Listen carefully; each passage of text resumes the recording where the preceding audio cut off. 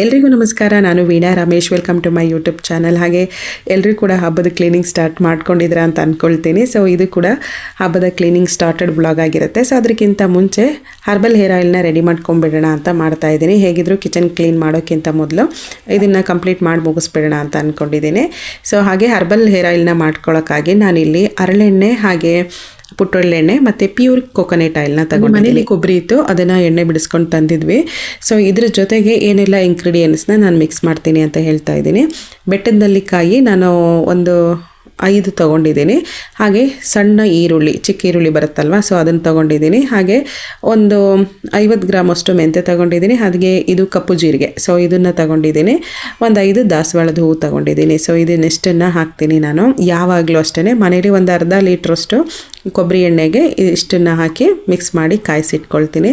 ನಾನು ಇಲ್ಲಿ ಕಪ್ಪು ತೋರಿಸ್ತಿದ್ದೀನಲ್ವ, ಸೊ ಇದರಲ್ಲಿ ಅರ್ಧದಷ್ಟು ಹರಳೆಣ್ಣೆನ ಹಾಕ್ತಾಯಿದ್ದೀನಿ. ಸೊ ಇದು ಹರಳೆಣ್ಣೆ. ಇದ್ರ ಜೊತೆಗೆ ಮತ್ತೆ ಇನ್ನು ಇದರ ಅರ್ಧದಷ್ಟು ನಾನು ಪುಟ್ಟೊಳ್ಳೆಣ್ಣೆನ ಹಾಕ್ತಾಯಿದ್ದೀನಿ. ಪುಟ್ಟೊಳ್ಳೆಣ್ಣೆ ಹಾಕಿದ್ರೆ ಕೂದಲು ಕಪ್ಪಾಗುತ್ತೆ ಮತ್ತು ಉದುರೋದು ಕಮ್ಮಿ ಆಗುತ್ತೆ. ಸೊ ಹಾಗಾಗಿ ಪುಟ್ಟೊಳ್ಳೆಣ್ಣೆ. ಹಾಗೆ ಇದೇ ಆಯಿಲ್ ಜೊತೆಗೆ ಕೊಕೊನೆಟ್ ಆಯಿಲ್ ಒಂದು ಅರ್ಧ ಲೀಟ್ರನ್ನ ಮಿಕ್ಸ್ ಮಾಡ್ತೀನಿ. ಸೊ ಇಲ್ಲಿ ತೋರಿಸಿದ್ನಲ್ಲ ಅದೆಲ್ಲ ಇಂಗ್ರೀಡಿಯೆಂಟ್ಸ್ನು ಅದರಲ್ಲಿ ಹಾಕಿ ಚೆನ್ನಾಗಿ ಮಿಕ್ಸ್ ಮಾಡಿ ಕುದಿಯೋಕೆ ಬಿಡ್ತೀನಿ. ಸೊ ಕುದಿಬೇಕಾದ್ರೆ ಸ್ವಲ್ಪ ಕೇರ್ಫುಲ್ಲಾಗಿ ಪಕ್ಕದಲ್ಲೇ ನಿಂತ್ಕೊಂಡು ನೋಡ್ಕೊತಾ ಇರಬೇಕು. ಯಾಕೆ ಅಂತಂದರೆ ಅದು ಉಕ್ಬಿಡುತ್ತೆ. ಸೊ ನಾನು ಇಷ್ಟು ಪಾತ್ರೆ ಸಾಕು ಒಂದು ಅರ್ಧ ಲೀಟ್ರಿಗೆ ಅಂತ ಅಂದ್ಕೊಂಡೆ, ಬಟ್ ಉಕ್ಕಿ ಸ್ವಲ್ಪ ಕೆಳಗಡೆ ಚೆಲ್ತು. ಆಮೇಲೆ ಬೇರೆ ಪಾತ್ರೆಗೆ ನಾನು ಚೇಂಜ್ ಮಾಡಿಕೊಂಡೆ. ಸೊ ಈ ರೀತಿ ಮನೆಯಲ್ಲಿ ಆಯಿಲ್ನ ರೆಡಿ ಮಾಡ್ಕೊಳ್ಳೋದ್ರಿಂದ ಡ್ಯಾಂಡ್ರಫ್ ಕಮ್ಮಿ ಆಗುತ್ತೆ, ಕೂದಲು ದಟ್ಟವಾಗಿ ಬೆಳೆಯುತ್ತೆ, ಉದುರೋದು ಕಮ್ಮಿ ಆಗುತ್ತೆ. ಇನ್ನೊಂದು ವಿಷಯ ಏನು ಅಂತ ಅಂದರೆ ಇದನ್ನು ಜಾಸ್ತಿ ಕ್ವಾಂಟಿಟಿಲಿ ನಾನು ರೆಡಿ ಮಾಡ್ಕೊಳ್ತಾ ಇಲ್ಲ. ಅಂದರೆ ಇವಾಗ 1 ಲೀಟ್ರು 2 ಲೀಟ್ರು ಈ ರೀತಿ ಆಯಿಲ್ನ ಯೂಸ್ ಮಾಡ್ಕೋತಾ ಇಲ್ಲ. ಯಾವಾಗಲೂ ಅರ್ಧ ಲೀಟ್ರ್ ಆಯಿಲ್ನ ನಾನು ಯೂಸ್ ಮಾಡ್ಕೊಳ್ತೀನಿ. ಬಟ್ 1 ಲೀಟ್ರು 2 ಲೀಟ್ರು ಯೂಸ್ ಮಾಡ್ಕೊಬಾರ್ದು ಅಂತ ಅಲ್ಲ ಹೇಳ್ತಿರೋದು. ಮನೇಲಿ ಜಾಸ್ತಿ ಹೆಣ್ಮಕ್ಳಿದ್ದಾಗ ಆಯಿಲ್ನ ಜಾಸ್ತಿ ಯೂಸ್ ಮಾಡ್ತೀವಿ ಕೂದಲಿಗೆ ಹಚ್ಚೋಕೆ ಅಂತ ಇರಬೇಕಾದ್ರೆ ಯೂಸ್ ಮಾಡ್ಕೊಬೋದು. ಬಟ್ ನಮ್ಮನೇಲಿ ಜಾಸ್ತಿ ಅಂದರೆ ನಾನು ಹನ್ಸಿಕಾಯಿ ಇಬ್ಬರು ಯೂಸ್ ಮಾಡ್ತೀವಿ. ಮತ್ತು ಇನ್ನು ಸ್ವಲ್ಪ ತಾನೇ ಗಂಡು ಮಕ್ಕಳು ಹೇಗಿದ್ರು ಕೂದಲಿಗೆ ತಲೆಗೆ ಎಣ್ಣೆ ಹಚ್ಚೋದು. ಸೊ ಹಾಗಾಗಿ ಅಷ್ಟೇನು ಎಣ್ಣೆ ಕ್ವಾಂಟಿಟಿ ಜಾಸ್ತಿ ಬೇಕಾಗೋದಿಲ್ಲ. ಸೊ ಹಾಗಾಗಿ ನಾನು ಅರ್ಧ ಲೀಟ್ರನ್ನೇ ಮಾಡಿಕೊಂಡು ಇದು ಹಾಕಿರೋ ಇಂಗ್ರೀಡಿಯೆಂಟ್ಸ್ ಪವರ್ ಎಲ್ಲ ಏನಿರುತ್ತೆ, ಸೊ ಸ್ಮೆಲ್ ಚೆನ್ನಾಗಿರುತ್ತೆ.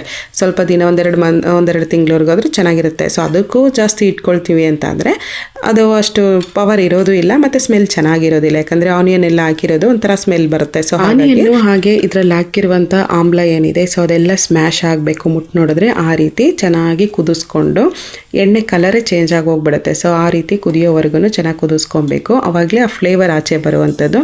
ಆಯಿಲ್ ಸ್ಮೆಲ್ ಕೂಡ ತುಂಬ ಚೆನ್ನಾಗಿರುತ್ತೆ. ಬಟ್ ತುಂಬ ದಿನ ಇಟ್ಕೊಂಡ್ರೆ ಏನಾಗುತ್ತೆ ಅಂದರೆ ಆಯಿಲ್ ಸ್ಮೆಲ್ ಚೆನ್ನಾಗಿರೋದಿಲ್ಲ ಮತ್ತು ನಮಗೆ ಯೂಸ್ ಮಾಡೋಕ್ಕೂ ಬೇಡಪ್ಪ ಅಂತ ಅನಿಸುತ್ತೆ. ಸೊ ಹಾಗಾಗಿ ನಾನು ಇಷ್ಟೇ ಕ್ವಾಂಟಿಟಿಲಿ ನಾನು ಯೂಸ್ ಮಾಡ್ಕೊಳ್ತೀನಿ. ಖಾಲಿ ಆದರೆ ಮತ್ತೆ ತಿರ್ಗಾ ಮಾಡ್ಕೊಳ್ತೀನಿ.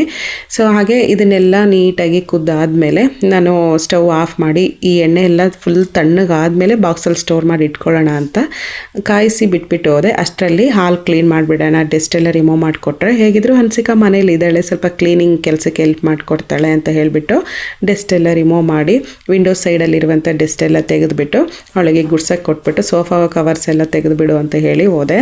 ಸೊ ಎಲ್ಲ ನೀಟಾಗಿ ಕೆಲಸ ಮಾಡಿಕೊಟ್ಲು. ನನಗೆ ಯಾರಾದರೂ ಹೆಲ್ಪಿಗೆ ಇದ್ರೇ ಸ್ವಲ್ಪ ಕೆಲಸ ಫ್ರೀ ಅಂತ ಅನಿಸುತ್ತೆ. ಇಲ್ಲ ನಾವೇ ಕೆಲಸ ಮಾಡ್ತಾಯಿದ್ರೆ ಫುಲ್ ಟಯರ್ಡ್ ಅಂತ. ಆಲ್ರೆಡಿ ನನಗೆ ಈ ಡಸ್ಟ್ ಎಲ್ಲ ತೆಗೆದಿದ್ದು ಡಸ್ಟ್ ಅಲರ್ಜಿಗೆ ಹುಷಾರಿಲ್ದಂಗೆ ಆಗೋಗ್ಬಿಡ್ತು. ಒಂದ್ಸಲ ಫುಲ್ ಶೀತ ಆಗಿ ವಾಯ್ಸ್ ಕೊಡ್ದಂಗೆ ಆಗೋಗ್ಬಿಡ್ತು. ಚೆನ್ನಾಗಿರೋದಿಲ್ಲ ಶೀತ ಆದ್ರೂ ವಾಯ್ಸ್ ಕೊಡ್ತಾ ಇರಬೇಕಾದ್ರೆ ವಾಯ್ಸ್ ಕೂಡ ಚೆನ್ನಾಗಿ ಬರೋದಿಲ್ಲ, ಒಂಥರ ಕರಕರನ್ನು ಕೇಳ್ದಂಗೆ ಇರುತ್ತೆ. ಸೊ ವಾಯ್ಸ್ ಕೂಡ. ಸೊ ಹಾಗಾಗಿ ಸ್ವಲ್ಪ ಲೇಟ್ ಮಾಡಿಬಿಡ್ತೀನಿ ನಾನು ವಾಯ್ಸ್ ಕೊಡೋದನ್ನು. ಸೊ ಡಸ್ಟ್ ಎಲ್ಲ ಈ ರೀತಿ ರಿಮೂವ್ ಮಾಡಿಕೊಟ್ಟು ಹಾಗೆ ಸ್ಕ್ರೀನ್ ಎಲ್ಲ ಏನು ತೆಗಿಯೋಕ್ಕೆ ಹೋಗಲಿಲ್ಲ. ವಿಂಡೋ ಸ್ಕ್ರೀನ್ ಎಲ್ಲ ನಾನು ತೆಗಿಯೋಕ್ಕೆ ಹೋಗಲಿಲ್ಲ. ವಿಂಡೋ ಸ್ಕ್ರೀನ್ ಎಲ್ಲ ಸ್ವಲ್ಪ ದಿನಗಳ ಮುಂಚೆನೇ ವಾಶ್ ಮಾಡಿದ್ದೆ. ಸೊ ಹಾಗಾಗಿ ಏನು ತೆಗಿಯೋಕ್ಕೆ ಹೋಗಲಿಲ್ಲ. ಮತ್ತು ಇನ್ನು ವಾರಕ್ಕೊಂದ್ಸಲ ಅಲ್ಲಲ್ಲೇ ಏನಾದರೂ ಸೆಲ್ಬೆ ಏನಾದರೂ ಕಟ್ಟಿದರೆ ಅದನ್ನೆಲ್ಲ ಕ್ಲೀನ್ ಮಾಡ್ಕೊಳ್ತಾ ಇರ್ತೀನಿ. ಹಾಗಾಗಿ ಹಾಲೇನಷ್ಟು ಡಸ್ಟ್ ಅಂತ ಅನ್ನಿಸ್ತಾ ಇರಲಿಲ್ಲ ನನಗೆ. ಸೊ ಆವಾಗವಾಗಲೇ ಕ್ಲೀನ್ ಮಾಡ್ಕೊಳ್ಳೋದ್ರಿಂದ ತುಂಬ ಧೂಳಾಗಿದೆ ಅಂತ ಏನು ಅನಿಸ್ತಾ ಇರಲಿಲ್ಲ. ಬಟ್ ವಿಂಡೋ ಸೈಡಲ್ಲೇ ಜಾಸ್ತಿ ಡಸ್ಟ್ ಎಲ್ಲ ಕುತ್ಕೊಳ್ಳೋದು. ಸೊ ಹಾಗಾಗಿ ಅದನ್ನು ಮಾತ್ರ ಫುಲ್ ಕ್ಲೀನ್ ಮಾಡಿಕೊಟ್ಟೆ. ಮತ್ತು ಇನ್ನು ಸೋಫಾ ಎಲ್ಲ ನೀಟಾಗಿ ವಾಕ್ಯೂಮ್ ಕ್ಲೀನರಿಂದ ಕ್ಲೀನ್ ಮಾಡಿದೆ. ಸೊ ನಾನು ಅಂದ್ಕೊಂಡಿರಲಿಲ್ಲ ಸೋಫಾ ಮೇಲೆ ಇಷ್ಟೊಂದು ಧೂಳಿರುತ್ತೆ ಅಂತ ಹೇಳಿ. ಹಾಗೆ ಎವ್ರಿ ಡೇ ನಾನು ವಾಕ್ಯೂಮ್ ಕ್ಲೀನರ್ ಯೂಸ್ ಮಾಡಿ ಕ್ಲೀನ್ ಮಾಡೋದಿಲ್ಲ. ಜಸ್ಟ್ ಹಾಗೆ ಒಂದು ಬಟ್ಟೆಯಲ್ಲಿ ಕೊಡೋಗ್ತೀನಿ ಮತ್ತು ಬಟ್ಟೆ ಎಲ್ಲ ಸರಿ ಮಾಡಿ ಹಾಕ್ತೀನಿ.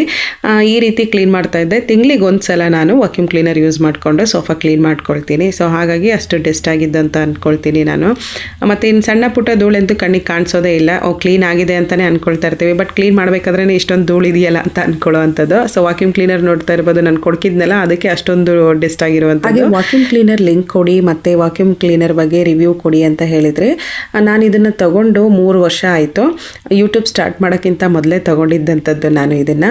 ಸೋಫಾ ಎಲ್ಲ ಕ್ಲೀನ್ ಮಾಡೋಕ್ಕೋಸ್ಕರ, ಹಾಗೆ ಕಾರ್ಪೆಟ್ ಕ್ಲೀನ್ ಮಾಡೋಕ್ಕೋಸ್ಕರ, ಬೆಡ್ ಕ್ಲೀನ್ ಮಾಡೋಕ್ಕೋಸ್ಕರ ತೊಗೊಂಡಿದ್ದಂಥದ್ದು. ಯಾಕಂದರೆ ಬೆಡ್ಡೆಲ್ಲ ಒಬ್ಬರೇ ಇರಬೇಕಾದ್ರೆ, ಮನೇಲಿ ಕ್ಲೀನ್ ಮಾಡಬೇಕಾದ್ರೆ ತಗೊಂಡೋಗಿ ನಾವು ಬಿಸಿಲಲ್ಲಿ ಒಣಗಕ್ಕೆ ಆಗೋದಿಲ್ಲ. ಸೊ ಹಾಗಾಗಿ ಒಂದು ಈ ರೀತಿ ವಾಕ್ಯೂಮ್ ಕ್ಲೀನರ್ ತೊಗೊಂಡ್ರೆ ಡೆಸ್ಟ್ ಎಲ್ಲ ನೀಟಾಗಿ ರಿಮೂವ್ ಮಾಡ್ಬೋದು ಅಂತ ಹೇಳಿ ತೊಗೊಂಡಿದ್ದಂಥದ್ದು. ಬಟ್ ಇದುವರೆಗೂ ಚೆನ್ನಾಗಿ ವರ್ಕ್ ಆಗ್ತಾ ಇದೆ. ಈ ವಾಕ್ಯೂಮ್ ಕ್ಲೀನರಲ್ಲಿ ಈ ರೀತಿ ಒಂದು ಸ್ಟಿಕ್ ಇದೆ, ಇದನ್ನು ಈಸಿಯಾಗಿ ರಿಮೂವ್ ಮಾಡ್ಕೊಬಹುದು.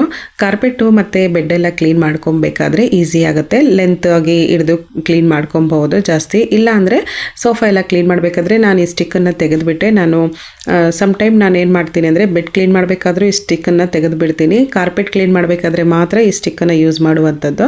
ಸೊ ಹಾಗೆ ಇದರಲ್ಲಿ ಈ ರೀತಿ ಪಾರ್ಟ್ಸ್ ಆಗಿ ಬಿಚ್ಚಿ ನಾವು ನೀಟಾಗಿ ವಾಶ್ ಮಾಡಿ ಕೂಡ ಇಟ್ಕೊಬಹುದು, ಇಲ್ಲ ಜಸ್ಟ್ ಹಾಗೆ ಒರೆಸಿ ಕೂಡ ಕ್ಲೀನ್ ಮಾಡಿಕೊಂಡು ಇಟ್ಕೊಂಡು. ಈ ವಾಕ್ಯೂಮ್ ಕ್ಲೀನರಲ್ಲಿ ಡೆಸ್ಟ್ ರಿಮೂವ್ ಮಾಡಬೇಕಾದ್ರೆ ಡೆಸ್ಟನ್ನು ಒಳಗಡೆ ಎಳ್ಕೊಳ್ಳೋ ಅಂಥ ಜಾಗ ಏನಿದೆ, ಸೊ ಇದನ್ನು ಈಸಿಯಾಗಿ ಅಪ್ ಆ್ಯಂಡ್ ಡೌನ್ ಮಾಡ್ಬೋದು. ಸೊ ಹಾಗೆ ಇದನ್ನು ರಿಮೂವ್ ಕೂಡ ಮಾಡ್ಕೊಬಹುದು. ಸೊ ಹಾಗೆ ಇವಾಗ ನಾನು ಒಂದೊಂದೇ ಪಾರ್ಟ್ಸ್ ಬಿಚ್ಚಿ ತೋರಿಸ್ತೀನಿ ಯಾವ ರೀತಿ ಇದನ್ನು ಎಲ್ಲನೂ ರಿಮೂವ್ ಮಾಡಿಕೊಂಡು ಕ್ಲೀನ್ ಮಾಡಬಹುದು ಅಂತ ಹೇಳಿ. ನೀಟಾಗಿ ಡೆಸ್ಟ್ ಎಲ್ಲ ಒಳಗಡೆ ಎಳ್ಕೊಳ್ಳುತ್ತೆ, ಮತ್ತು ಸ್ಟೋರೇಜ್ ಬಾಕ್ಸ್ ಎಲ್ಲ ಅಷ್ಟೇ ನೀಟಾಗಿ ಸ್ಟೋರ್ ಮಾಡ್ಕೊಳ್ಳುತ್ತೆ. ಮನೆಯಲ್ಲಿ ಡೆಸ್ಟ್ ಸ್ಟೋರೇಜ್ ಬಾಕ್ಸ್ ಇದೆಯಲ್ಲ, ಇದು ಟ್ರಾನ್ಸ್ಪರೆಂಟ್ ಆಗಿದೆ, ಫೈಬರು. ಸೊ ಹಾಗೆ ಇದನ್ನು ಯಾವ ರೀತಿ ರಿಮೂವ್ ಮಾಡೋದು ಅಂತ ತೋರಿಸ್ತಾ ಇದ್ದೀನಿ. ಇಲ್ಲಿ ಒಂದು ಬಟನ್ ಥರ ಕೊಟ್ಟಿರ್ತಾರೆ, ಸೊ ಅದನ್ನು ಪ್ರೆಸ್ ಮಾಡಿ ಇಟ್ಕೊಂಡ್ರೆ ನೀಟಾಗಿ ಸ್ವಲ್ಪ ಟೈಟಾಗಿ ಎಳೆದ್ರೆ ಈ ರೀತಿ ರಿಮೂವ್ ಮಾಡ್ಕೊಬೋದು. ಡೆಸ್ಟ್ ಎಲ್ಲ ನೀಟಾಗಿ ಅದರಲ್ಲಿ ಸ್ಟೋರ್ ಆಗಿರುತ್ತೆ. ಇದನ್ನು ನೀರಲ್ಲಿ ವಾಶ್ ಮಾಡ್ಕೊಬೋದು, ಇಲ್ಲ ಅಂದರೆ ಹಾಗೆ ಒಂದು ಟವಲಲ್ಲಿ ಕೂಡ ಒರೆಸಿ ಇಟ್ಕೊಬೋದು. ಸೊ ನಾನಿವಾಗ ಅದನ್ನೊಂದು ಸೈಡಲ್ಲಿ ಇಟ್ಬಿಟ್ಟು, ಮತ್ತು ಇನ್ನು ಡೆಸ್ಟ್ ಎಲ್ಲ ಕಲೆಕ್ಟ್ ಆಗಿರುತ್ತಲ್ವ, ಮೇಯ್ನಾಗಿ ಡೆಸ್ಟ್ ಎಲ್ಲ ಮಿಷಿನ್ ಒಳಗಡೆ ಹೋಗ್ದೇ ಇರೋ ರೀತಿಯಲ್ಲಿ ಇದೇ ಮೋಟ್ರು, ಈ ಮಿಷಿನಿನ ಮೋಟ್ರು ಇದು ಇಷ್ಟೇ ಇರುವಂಥದ್ದು. ಸೊ ಇದನ್ನೆಲ್ಲ ಒಂದು ಸೈಡಲ್ಲಿ ಇಟ್ಬಿಟ್ಟು ಇವಾಗ ಈ ಮಿಷಿನ್ ಮೇಯ್ನ್ ಇದೇನಿದೆ ಪಾರ್ಟ್ಸು ಇದೇನೆ. ಸೊ ಇದರಲ್ಲೇ ಡೆಸ್ಟ್ ಎಲ್ಲ ಕಲೆಕ್ಟ್ ಆಗಿರುತ್ತೆ. ನೋಡೋಕೆ ಇಷ್ಟು ಚಿಕ್ಕದಾಗಿದೆ, ಬಟ್ ಎಷ್ಟೊಂದು ಡೆಸ್ಟ್ ಇದೆ ಅಂತ ತೋರಿಸ್ತೀನಿ ನೋಡಿ. ಸೊ ನಾನು ಹೇಳಿದ್ನಲ್ಲ ಸೋಫಾ ಮೇಲೆ ಇಷ್ಟೊಂದು ಡೆಸ್ಟ್ ಇದೆ ಅಂತ ಅಂದ್ಕೊಂಡೇ ಇರಲಿಲ್ಲ ಅಂತ ಹೇಳಿ. ಚಿಕ್ಕ ತಲೆ ಕೂದಲು ಕೂಡ ಸ್ಟೋರ್ ಆಗುತ್ತೆ. ಸೊ ಅಷ್ಟು ನೀಟಾಗಿ ಕ್ಲೀನ್ ಆಗುತ್ತೆ ಮಾತ್ರ.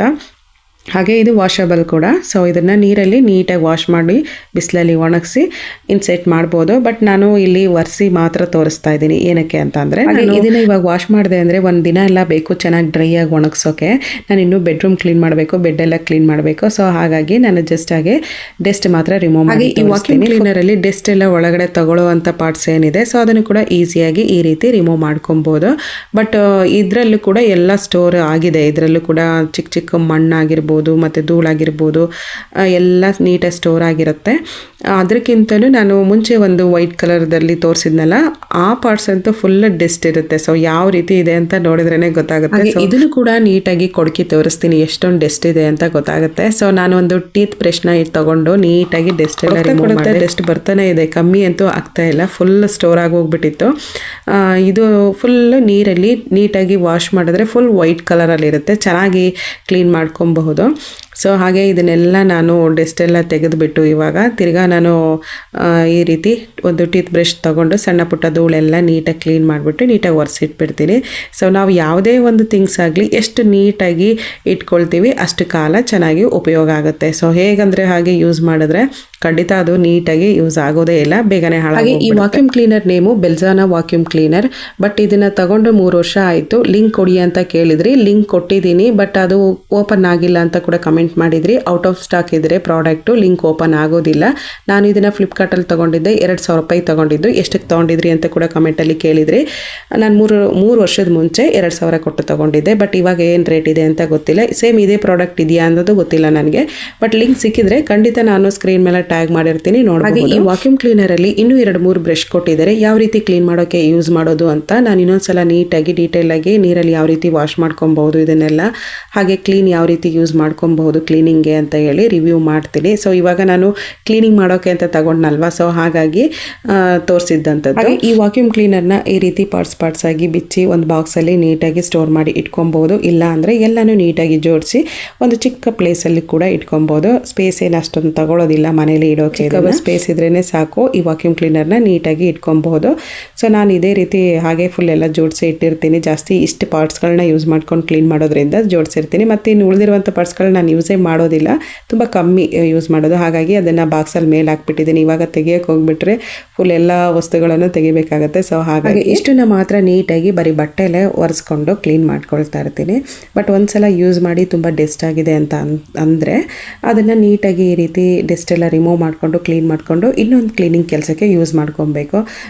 ಹಾಗೆ ಇನ್ನು ಹೇಗಿದ್ರು ಕ್ಲೀನಿಂಗ್ ಕೆಲಸ ಇದೆಯಲ್ವಾ, ಸೊ ಆಮೇಲೆ ಕ್ಲೀನ್ ಮಾಡ್ಕೊಂಡ್ರಾಗುತ್ತೆ ಅಂದರೆ ಮಿಷಿನ್ ಬೇಗ ಹಾಳಾಗೋಗ್ಬಿಡುತ್ತೆ. ಸೊ ಆದಷ್ಟು ನಾವು ಹೇಗೆ ಯೂಸ್ ಮಾಡ್ತೀವಿ ಆ ರೀತಿ ಬರುತ್ತೆ. ಮತ್ತು ಇದ್ರ ವೈರ್ ತುಂಬ ಉದ್ದ ಇದೆ, ಇದೊಂದು ನನಗೆ ತುಂಬ ಯೂಸ್ ಅಂತ ಅನ್ನಿಸ್ತು. ಯಾಕಂದರೆ ಇದ್ರ ವೈರ್ ತುಂಬ ಉದ್ದ ಇದೆಯಲ್ಲ, ಅಲ್ಲಲ್ಲೇ ಪ್ಲಗ್ಗಿಗೆ ತೆಗೆದು ಹಾಕಬೇಕು ಅನ್ನೋ ಹಾಗೆ ಏನಿಲ್ಲ. ಸೊ ಒಂದು ಸೈಡ್ ನಾವು ಪ್ಲಗ್ ಮಾಡಿದರೆ ಸಾಕು, ಆರಾಮಾಗಿ ಹಾಲು ಫುಲ್ಲಾಗಿ ಓಡಾಡಿಕೊಂಡು ಕ್ಲೀನ್ ಮಾಡ್ಕೊಬೋದು. ಸೊ ಹಾಗೆ ಇದಿಷ್ಟು ನನಗೆ ತಿಳಿದಿರುವಷ್ಟು ರಿವ್ಯೂನ ನಾನು ಕೊಟ್ಟಿದ್ದೀನಿ. ಸೊ ಹಾಗೆ ಇನ್ನು ವಾಲಲ್ಲಿ ಡಸ್ಟ್ ಎಲ್ಲ ರಿಮೂವ್ ಮಾಡಿದ್ಮೇಲೆ ಫೋಟೋಸ್ ಎಲ್ಲ ನೀಟಾಗಿ ಸ್ವಲ್ಪ ಒರೆಸ್ಕೊಟ್ಟೆ. ಹಾಗೆ ಈ ಫೋಟೋಸ್ ಎಲ್ಲ ಸ್ವಲ್ಪ ಒರೆಸ್ಕೊಟ್ಟು ಹಾಗೆ ಡೋರು ಮತ್ತು ಇನ್ನು ಅಲ್ಲಲ್ಲೇ ವಾಲ್ ಮೇಲೆ ಸ್ವಲ್ಪ ಕಲೆಗಳೆಲ್ಲ ಇದ್ದಂಗೆ ಅನ್ನಿಸ್ತಾ ಇತ್ತು, ಅದನ್ನೆಲ್ಲ ನೀಟಾಗಿ ರಿಮೂವ್ ಮಾಡಿಕೊಟ್ಟು ಕಸ ಗುಡಿಸೋದು ಒರೆಸೋದು ನೀನು ಮಾಡಿಬಿಡಮ್ಮ ಅಂತ ಹೇಳ್ಬಿಟ್ಟು ಅನ್ಸಿಕಂಗೆ ಬಿಟ್ಕೊಟ್ಟು ಬಂದೆ. ಫುಲ್ ಅವಳೇ ಒರೆಸಿ ಗುಡಿಸಿ ಎಲ್ಲ ಕ್ಲೀನ್ ಮಾಡಿಕೊಟ್ಲು. ಇದನ್ನು ನಾನೇ ಮಾಡಬೇಕು ಅನ್ನೋದಾಗಿದ್ದರೆ ಫುಲ್ ಟೈಮ್ ಆಗ್ತಾ ಇತ್ತು ನನಗೆ. ಹಬ್ಬಗಳ ಹತ್ರ ಬಂದಂಗೆ ಕೆಲಸನೂ ಜಾಸ್ತಿ ಆಗ್ತಾ ಹೋಗುತ್ತೆ ಮನೇಲಿ. ಸೊ ಹಬ್ಬ ಅನ್ನೋ ಖುಷಿಲಿ ಕೆಲಸದ ಒತ್ತಡನೇ ಗೊತ್ತಾಗೋದಿಲ್ಲ, ಅಷ್ಟು ಬೇಗ ಕ್ಲೀನಿಂಗ್ ಕೆಲಸ ಎಲ್ಲ ಮಾಡ್ಕೊಬೇಕು ಅಂತ ಅನ್ನಿಸ್ತಾ ಇರುತ್ತೆ. ನಾನು ಇನ್ನೂ ಕಿಚನ್ ಕೈ ಹಾಕೇ ಇಲ್ಲ ಕ್ಲೀನ್ ಮಾಡೋಕ್ಕೆ. ಸೊ ಇನ್ನೂ ಹಾಲಲ್ಲೇ ಇದ್ದೀನಿ ನಾನಿನ್ನು. ಕಿಚನ್ ಯಾವಾಗ ಕ್ಲೀನ್ ಮಾಡೋದು ಅಂತ ಅನ್ಸಿಕನ ಜೊತೆ ಮಾತಾಡಿಕೊಂಡು ಹಾಗೆ ಆ ಕಂಬಿಗಳೆಲ್ಲ ಒರೆಸಿ ಕೊಡ್ತಾ ಇದ್ದೆ. ಮಾಡ್ಕೊಂಡ್ರಾಗುತ್ತೆ ಬಿಡಿ ಅಮ್ಮ, ಯಾವಾಗಲಾದರೂ ಮನೇಲಿ ಇರ್ತೀವಲ್ವ, ಹಬ್ಬಕ್ಕೆ ಮಾಡಬೇಕು ಅನ್ನೋದೇನಿಲ್ಲ, ರೆಗ್ಯುಲರಾಗಿ ಕ್ಲೀನ್ ಮಾಡ್ತಾ ಇರ್ತೀರಲ್ಲ ಅಂತ ಹೇಳ್ತಾ ಇದ್ಲು. ಸೊ ನಾನು ಪರವಾಗಿಲ್ಲ ಮಾಡಿದ್ರೆ ಆಗುತ್ತೆ ಅಂತ ಅಂದ್ಕೊಂಡು ನೋಡೋಣ ಕಿಚನ್ ಕ್ಲೀನಿಂಗ್ ಮಾಡಬೇಕು. ಮತ್ತು ಕಿಚನ್ ಟೂರ್ ಎಲ್ಲ ಕೇಳ್ತಾ ಇದ್ರಿ, ಸೊ ಅದನ್ನು ಕೂಡ ಕಂಪ್ಲೀಟಾಗಿ ಮಾಡಬೇಕು ಅಂತ ಅಂದ್ಕೊಂಡಿದ್ದೀನಿ. ಸೊ ಇವಾಗ ಹೇರ್ ಆಯಿಲ್ ರೆಡಿ ಮಾಡಿದ್ದೆ ಬೆಳಗ್ಗೆ ನಾನು, ಅದೆಲ್ಲ ಫುಲ್ ತಣ್ಣಗಾಗಿದೆ. ಈ ರೀತಿ ಒಂದು ಪ್ಲಾಸ್ಟಿಕ್ ಡಬ್ಬ ಆಗಿರ್ಬೋದು, ಇಲ್ಲಾಂದರೆ ಗ್ಲಾಸ್ ಬಾಟಲ್ಸ್ ಆಗಿರ್ಬೋದು, ಅದರಲ್ಲಿ ಸ್ಟೋರ್ ಮಾಡಿ ಇಟ್ಕೊಳ್ತೀನಿ. ಕಲರ್ ಸ್ವಲ್ಪ ಚೇಂಜ್ ಆಗಿದೆ ನೋಡ್ತಾ ಇರ್ಬೋದು. ಹಾಗೆ ನೀಟಾಗಿ ಈ ಆಯಿಲ್ನೆಲ್ಲ ಶೋಧಿಸ್ಕೊಂಡು ಕ್ಯಾಪ್ ಹಾಕಿ ಇಟ್ಬಿಡ್ತೀನಿ. ಮತ್ತು ಇನ್ನು ಇದರಲ್ಲಿ ಯೂಸ್ ಮಾಡಿರುವಂಥ ಇಂಗ್ರೀಡಿಯೆಂಟ್ಸ್ ಏನಿದೆ, ಮೆಂತೆ ಮತ್ತು ಆ ಕಪ್ಪು ಜೀರಿಗೆ ಇದೆಯಲ್ಲ, ಸೊ ಅದನ್ನು ಆಯಿಲಲ್ಲೇ ಬಿಟ್ಬಿಡ್ತೀವಿ ಅಂತ ಅಂದ್ರೂ ಯೂಸ್ ಮಾಡ್ಕೊಬೋದು. ನಾನೇನು ಮಾಡ್ತೀನಿ ಅಂದರೆ ಇದನ್ನೆಲ್ಲ ಚೆನ್ನಾಗಿ ರುಬ್ಕೊಂಡು ತಲೆ ಕೂದಲಿಗೆ ಸ್ನಾನ ಮಾಡಬೇಕಾದ್ರೆ ಅದನ್ನು ನೀಟಾಗಿ ಹಚ್ಕೊಂಡು 1 ಅವರ್ ಬಿಟ್ಬಿಟ್ಟು ಆಮೇಲೆ ಸ್ನಾನ ಮಾಡಿದ್ರು ಆಯಿತು. ಇದನ್ನು ವೇಸ್ಟ್ ಅಂತ ಬಿಸಾಡೋದ್ರ ಬದಲು ಈ ರೀತಿ ಯೂಸ್ ಮಾಡ್ಕೊಬೋದು. ನಾನು ಇದೇ ರೀತಿ ಯೂಸ್ ಮಾಡ್ಕೊಳ್ಳುವಂಥದ್ದು. ಸೊ ಹಾಗೆ ಇದನ್ನೆಲ್ಲ ಶೋಧಿಸ್ಕೊಂಡು ಹಾಗೆ ಇಟ್ಕೊಂಡಿದ್ದೀನಿ. ಲಾಸ್ಟಲ್ಲಿ ನಾನು ಒಂದೆರಡು ಬಾದಾಮ್ ಹಾಕಿದ್ದೆ, ಹೇರ್ ಆಯಿಲ್ ಚೆನ್ನಾಗಿರುತ್ತೆ, ಗುಡ್ ಸ್ಮೆಲ್ ಇರುತ್ತೆ ಅಂತ ಹೇಳಿ. ಒಳ್ಳೆ ಸ್ಮೆಲ್ ಇತ್ತು. ಬೇಕಂದರೆ ಒಂದ್ಸಲ ಟ್ರೈ ಮಾಡಿ ನೋಡಿ ಮನೇಲಿ. ಕೂದಲು ಉದುರೋದಿಲ್ಲ, ಕೂದಲು ಕಪ್ಪಾಗುತ್ತೆ. ನಾನು ಯಾವಾಗಲೂ ತುಂಬ ವರ್ಷಗಳಿಂದ ನಾನು ಇದೇ ಆಯಿಲ್ನ ನಾನು ಈ ರೀತಿ ಕಾಯಿಸಿ ಇಟ್ಕೊಳ್ತೀನಿ. ಸೊ ಒಂದ್ಸಲ ನನಗೆ ಸ್ವಲ್ಪ ಹೆಡ್ ಮಸಾಜ್ ಮಾಡಿಕೊಡು ಅಂತ ಹೇಳಿದೆ, ಅನ್ಸಿಕಂಗೆ ಮಾಡಿಕೊಡ್ತಾ ಇದ್ಲು. ಆರಾಮ್ ಅಂತ ಅನ್ನಿಸ್ತು. ಸ್ವಲ್ಪ ಕೆಲಸ ಎಲ್ಲ ಮಾಡಿ ಫುಲ್ ಒಂಥರ ಸುಸ್ತಾದಂಗೆ ಅನ್ನಿಸ್ತಾ ಇತ್ತು. ಸೊ ಹಾಗಾಗಿ ಸ್ವಲ್ಪ ಹೆಡ್ ಮಸಾಜ್ ಮಾಡಿದ್ರೆ ಆರಾಮ್ ಅಂತ ಅನಿಸುತ್ತೆ ಅಂತ ಹೇಳಿಬಿಟ್ಟು ಮಾಡಿಸ್ಕೊಂಡೆ. ಸೊ ಹಾಗೆ ಅವಳಿಗೂ ಕೂದಲಿಗೆ ಎಣ್ಣೆ ಹಚ್ಚಿ ತುಂಬ ದಿನಗಳಾಗೋಗ್ಬಿಟ್ಟಿತ್ತು. ಕರೆಕ್ಟು 10th ಎಕ್ಸಾಮ್ ಸ್ಟಾರ್ಟ್ ಆದಾಗಿಂದ ಸರಿಯಾಗಿ ಕೂದಲಿಗೆ ಎಣ್ಣೆನೇ ಹಚ್ಚಿರಲಿಲ್ಲ. ಸೊ ಹಾಗಾಗಿ ನೀಟಾಗಿ ಎಣ್ಣೆ ಎಲ್ಲ ಹಚ್ಚಿ ಸ್ವಲ್ಪ ನೀಟಾಗಿ ಅವಳಿಗೂ ಕೂಡ ಸ್ವಲ್ಪ ಹೆಡ್ ಮಸಾಜ್ ಎಲ್ಲ ಮಾಡಿಕೊಡಿ ಅಮ್ಮ ಅಂತ ಹೇಳ್ತಾ ಇದ್ಲು. ಸಾಮಾನ್ಯವಾಗಿ ಮಕ್ಕಳಿಗೆ ವಾರದಲ್ಲಿ 2 ದಿನನಾದರೂ ಕೂದಲಿಗೆ ಎಣ್ಣೆ ಚೆನ್ನಾಗಿ, ರೆಗ್ಯುಲರಾಗಿ ಸ್ಕೂಲ್ ಮಕ್ಕಳಿಗೆ ವಾರದಲ್ಲಿ 2 ದಿನನಾದರೂ ತಲೆಗೆ ಎಣ್ಣೆ ಹಚ್ಚಬೇಕು. ಇವತ್ತಿನ ಕಾಲದ ಮಕ್ಕಳಂತೂ ಕೂದಲಿಗೆ ಎಣ್ಣೆನೇ ಹಚ್ಚೋದಿಲ್ಲ, ಬೇಡ ಬೇಡ ಅಂತ ಹೇಳ್ಬಿಟ್ಟು ಹೋಗ್ತಾರೆ. ನಾನು ಭಾನುವಾರ ಬೆಳಗ್ಗೆ ಎಣ್ಣೆ ಹಚ್ಬಿಟ್ಟು 1-2 ಅವರ್ ಬಿಟ್ಬಿಟ್ಟು ಆಮೇಲೆ ಸ್ನಾನ ಮಾಡಿಸ್ತೀನಿ. ಕೂದಲು ಸಿಗ್ರಾಗುತ್ತೆ ಮತ್ತು ಕೂದಲು ಕೂಡ ಹಾಳಾಗೋಗುತ್ತೆ, ಚೆನ್ನಾಗಿ ಗ್ರೋತ್ ಆಗೋದಿಲ್ಲ. ಸೊ ಈ ರೀತಿ ಹರ್ಬಲ್ ಹೇರ್ ಆಯಿಲ್ನ ಮನೇಲೇ ನಾವು ರೆಡಿ ಮಾಡಿಕೊಂಡು ಒನ್ಸ್ ಯೂಸ್ ಮಾಡೋದ್ರಿಂದ ಕೂದಲು ಗ್ರೋತ್ ಚೆನ್ನಾಗಿರುತ್ತೆ, ಮತ್ತು ಜಾಸ್ತಿ ಉದುರೋದಿಲ್ಲ, ಮತ್ತು ಸಿಗ್ರು ಬರೋದಿಲ್ಲ. ತುಂಬ ಚೆನ್ನಾಗಿ ಮೇಂಟೈನ್ ಮಾಡ್ಕೊಬಹುದು. ಹಾಗೆ ಜಾಸ್ತಿ ಕ್ವಾಂಟಿಟಿಯಲ್ಲಿ ಈ ರೀತಿ ಎಣ್ಣೆ ತಯಾರು ಮಾಡ್ಕೊಳ್ತೇನೆ. ಕಮ್ಮಿ ಕ್ವಾಂಟಿಟಿಲೇ ಎಣ್ಣೆ ರೆಡಿ ಮಾಡಿಕೊಂಡು ಯೂಸ್ ಮಾಡೋದು ತುಂಬಾ ಒಳ್ಳೆಯದು. ಹಾಗೆ ಈ ಟಿಪ್ಸ್ ನಿಮಗೆ ಯೂಸ್ಫುಲ್ ಆಗಿದೆ ಅಂತ ಅನಿಸಿದ್ರೆ ನನಗೆ ಕಮೆಂಟಲ್ಲಿ ತಿಳಿಸಿ. ತುಂಬಾ ಒಳ್ಳೆಯದಿದೆ, ಒಂದ್ಸಲ ಮನೇಲಿ ಟ್ರೈ ಮಾಡಿ ನೋಡಿ, ಕೂದಲು ಉದುರೋದು ಕಮ್ಮಿ ಆಗುತ್ತೆ. ಸೊ ಹಾಗೆ ಕೂದಲಿಗೆ ಎಣ್ಣೆ ಎಲ್ಲ ಹಚ್ಕೊಂಡಾದ್ಮೇಲೆ ಕಿತ್ಲೆಣ್ಣೆ ನೋಡಿದ್ರೆ ಬಾಯಲ್ಲಿ ನೀರು ಬರ್ತಾ ಇತ್ತು. ಕಟ್ ಮಾಡಿಕೊಡಿ ಅಮ್ಮ ಅಂತ ಕೇಳ್ತಾನೆ ಇದ್ಲು. ಬೆಳಗ್ಗೆ ಬಗ್ಗೆನೇ ಕೇಳಿದ್ಲು. ಬಟ್ ನಾನು ಕೆಲಸ ಎಲ್ಲ ಆಗಲಿ ಆಮೇಲೆ ಮಾಡ್ಕೊಡ್ತೀನಿ ಅಂತ ಹೇಳಿದ್ದೆ.